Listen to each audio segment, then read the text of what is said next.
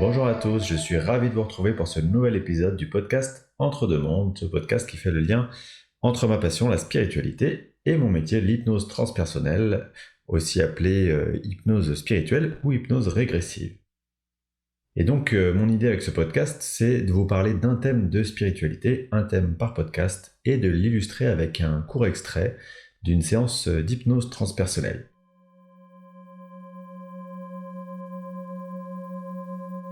Le sujet de ce 6e podcast, c'est les archives akashiques, ou aussi appelées annales akashiques. Avant d'aller plus loin sur ce sujet, je tiens à remercier sincèrement la personne qui m'a éclairé sur ce thème, parce que c'est un thème assez spécifique sur lequel moi j'avoue très honnêtement que j'avais pas forcément beaucoup de connaissances. Et donc c'est Amandine Nicole qui, outre le fait qu'elle pratique comme moi l'hypnose transpersonnelle, fait ce qu'on appelle des lectures akashiques. Donc c'est un domaine qu'elle maîtrise parfaitement, et si vous êtes intéressé, je vais vous laisser ses coordonnées sous la vidéo. Alors, la toute première question, et qui est assez évidente, c'est qu'est-ce que les archives akashiques ? Eh bien, pour répondre à cette question, je vais utiliser une métaphore volontairement très simplifiée, parce que vous pouvez vous douter que c'est bien plus complexe que ça. Vous pouvez vous imaginer ou vous représenter les archives akashiques comme une sorte d'immense bibliothèque, ou pour les plus jeunes générations, une sorte de cloud. Et donc en fait, c'est une base de données qui va répertorier absolument toute la mémoire, toute l'histoire passée, toute l'histoire présente aussi, tout ce qui se passe actuellement, mais aussi toutes les potentialités futures de tout ce qui est vivant, de tout ce qui est conscience.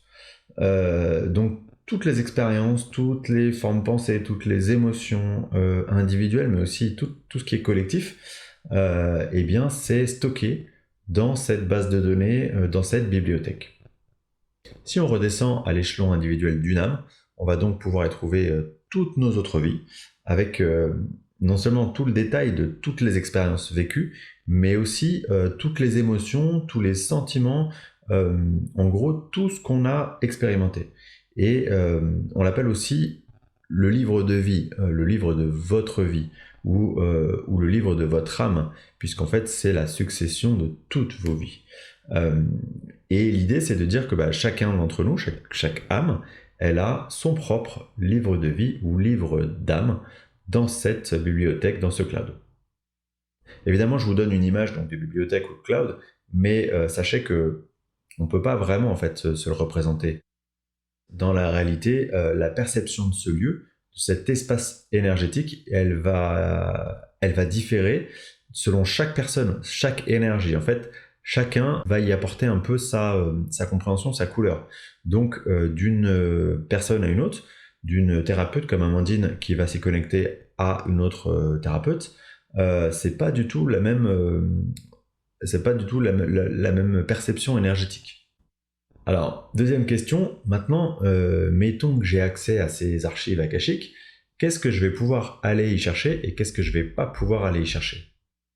Alors, si j'étais extrêmement curieux, je pourrais imaginer que je vais aller rechercher toute l'histoire de l'humanité, par exemple, toute l'histoire de la Terre, en particulier, je sais pas, les grands mystères, l'Atlante, le triangle des Bermudes, les civilisations extraterrestres potentiellement, enfin, tout ce qui m'intéresse.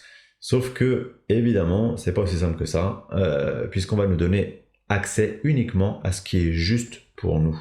Et ce qui est juste pour nous, c'est ce qui va contribuer à notre expérience, notre évolution, notre développement dans notre incarnation actuelle. Puisque, en fait, dans ces archives akashiques, il va y avoir des gardiens, donc imaginons des âmes qui sont très évoluées et qui ont pour rôle d'autoriser ou non l'accès aux informations. En clair, si mon but il est simplement de satisfaire ma curiosité, il y a évidemment très peu de chances que j'obtienne ces infos. Si à l'inverse, dans ma mission de vie, il y a une partie qui est d'éclairer les consciences, il est possible à ce moment-là que j'ai accès à certaines informations qui vont me permettre d'aller dans ce sens-là. Donc, évidemment, et logiquement, on va avoir accès aux informations qui nous concernent dans notre livre de vie ou notre livre d'âme et qui vont être justes au moment où on pose la question. C'est-à-dire que c'est pareil, on va pas me donner toute la vision de toutes mes vies antérieures si ça n'a pas de sens dans mon incarnation actuelle. On va me donner la vision de ce que j'ai déjà expérimenté et qui vient en écho avec mon cheminement dans ma vie actuelle. Ce qui est important de préciser, c'est que au-delà de la dimension, je dirais, d'expérience donc de mes vies antérieures, il y a aussi toute une dimension de libération, de soin. Comme si en fait, à chaque voyage dans ces archives akashiques, on allait nettoyer du karma et qu'on allait récupérer de l'énergie de guérison en retour. Et du coup, ça peut générer de grosses remontées émotionnelles. C'est typiquement ce qui peut se passer lors d'une séance d'hypnose transpersonnelle, puisque dans une séance, en fait, on va venir se connecter à ces informations, aux archives akashiques. Donc, on va avoir potentiellement de grosses remontées émotionnelles. Et donc, on va pouvoir venir guérir des épisodes de vie traumatiques de sa vie actuelle ou de ses vies antérieures. On va même pouvoir demander des conseils à son archétype du futur. Par exemple, moi, Xavier du présent, je vais pouvoir demander des conseils à mon Xavier du futur pour une situation que moi, je vais avoir à vivre dans cette incarnation et que lui, il aurait déjà réussi à vivre et à dépasser. Je vous ai dit qu'on avait accès donc à son livre de vie, du moins la partie du livre de vie qui vient en écho avec ce qu'on a à vivre dans notre incarnation actuelle. Par contre, et ça semble logique, on ne peut pas avoir accès au livre de vie de quelqu'un d'autre. Même si c'est un proche comme un parent ou un enfant. Pour le faire, il est impératif d'avoir l'accord de cette autre personne. Maintenant, comment est-ce qu'on se connecte aux archives akashiques? Alors, il y a des personnes, évidemment j'ai mentionné Amandine Nicole en introduction, qui m'a aidé à rédiger ce podcast, qui, du coup, de par leur vibration, de par leur connexion, vont pouvoir se connecter aux archives akashiques pour le compte de leur consultant. Et pour ce faire, elles vont suivre ce qu'on appelle un protocole de connexion, comme une sorte de prière, absolument rien de religieux, mais plutôt une prière énergétique. Et cette prière, elle va agir comme une clé d'activation, elle va élever sa fréquence vibratoire, et elle va l'élever de telle sorte à ce qu'elle puisse s'y connecter. Je précise d'ailleurs à ce stade que les archives akashiques, c'est un espace sacré, ça veut dire que ça appartient à une dimension qui requiert de l'ordre du sacré. Je vous dis ça parce que pour s'y connecter, comme par exemple le fait Amandine, il est impératif de le faire à partir du cœur, avec un maximum de pureté dans votre intention. Est-ce que du coup, tout le monde peut s'y connecter? Eh bien, ma croyance, c'est que oui. En réalité, en fait, on est tous déjà connectés naturellement via notre conscience supérieure, parce qu'on a tous une conscience supérieure. Je vous rappelle que c'est notre âme, mais c'est la partie de notre âme qui est en tout temps connectée au plan céleste, sauf qu'en fait on n'y est pas connecté dans notre état d'éveil normal, puisque nos vibrations, dans notre état d'éveil normal, elles ne nous permettent pas d'y accéder. C'est pour ça que dans mes séances d'hypnose transpersonnelle, les consultants, une fois qu'ils sont mis sous hypnose, on va augmenter leur vibration et on va se connecter à leur conscience supérieure qui elle-même va puiser directement les informations dans les archives akashiques. Alors, qu'est-ce qu'il y a d'autre à savoir sur les archives akashiques? Les archives akashiques, il faut bien comprendre que c'est une base de données en évolution permanente, puisque je vous ai dit qu'elle comprenait tout le présent, qui ne cesse d'évoluer, et toutes les potentialités futures. Et c'est aussi un outil vraiment du coup précieux pour la connaissance de soi, la guérison de ses blessures, et évidemment l'obtention de clés pour travailler dans votre incarnation actuelle. Une dernière question, c'est est-ce qu'une fois qu'on est désincarné, donc est-ce qu'une fois qu'on a quitté notre corps physique, est-ce qu'on va pouvoir accéder à toutes les informations des archives akashiques?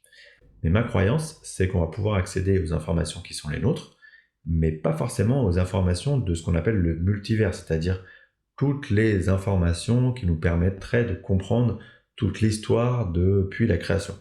Parce qu'en fait, évidemment, là aussi, c'est fonction de notre évolution spirituelle, de notre cheminement de l'autre côté.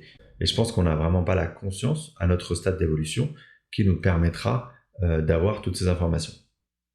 Alors, concernant la bibliographie relative aux archives akashiques, Amandine m'a cité Linda Ho, qui a écrit plusieurs livres sur les archives akashiques, notamment Comment lire les archives akashiques et guérir grâce aux mémoires akashiques, mais également Ernesto Ortiz, qui a écrit Les mémoires akashiques, Et en France, on a une personne qui est assez intéressante, parce que j'ai déjà écouté des interviews de sa part. C'est Marie-Christine Delahaye, qui écrit Au cœur des archives akashiques.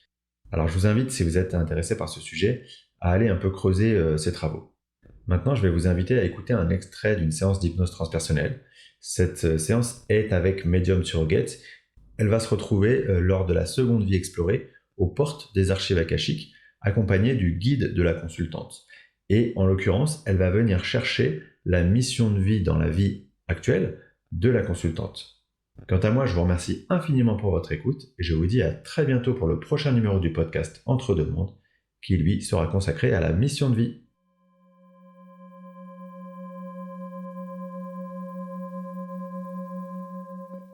On est dans cette bibliothèque. C'est quoi cette bibliothèque? C'est une bibliothèque qui est dans le ciel. Est-ce que c'est... Oui. Oui, c'est ça, hein, c'est les archives akashiques. Oui. Qu'est-ce qu'on vient y faire dans ces archives? Qu'est-ce qu'on vient y rechercher précisément? Est-ce que tu sais? Oui. On vient y chercher des informations sur soi-même, sur son chemin de vie, sur sa mission de vie, sur toutes les questions qu'on peut avoir.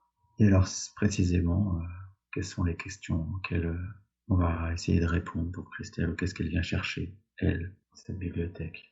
Sa mission de vie. D'accord, est-ce qu'il y a quelqu'un qui nous accueille? Oui, il est là. Est-ce que c'est le guide qui est toujours avec nous? C'est ça. Oui. Hein. Alors, on va le suivre. On va lui demander de nous guider vers l'information qu'on recherche pour Christelle. En fait, il fait déjà un clin d'œil en parlant de messager. D'accord. Qu'est-ce qu'il veut dire par là? C'est comme de l'ancienne vie, on a oublié ce critère de passer des messages. Ça veut dire qu'une des parties de la mission de vie actuelle de Christelle, c'est aussi lié au fait de passer des messages, c'est ça? Oui. Ça veut dire quoi alors, passer des messages concrètement? C'est comme aider les autres. Passer des messages. C'est quoi comme type de message qu'elle a à passer aux autres pour les aider? C'est comme un canal. Comme si elle était capable de recevoir des informations et de les transmettre aux gens, c'est ça, de canaliser des informations pour les gens?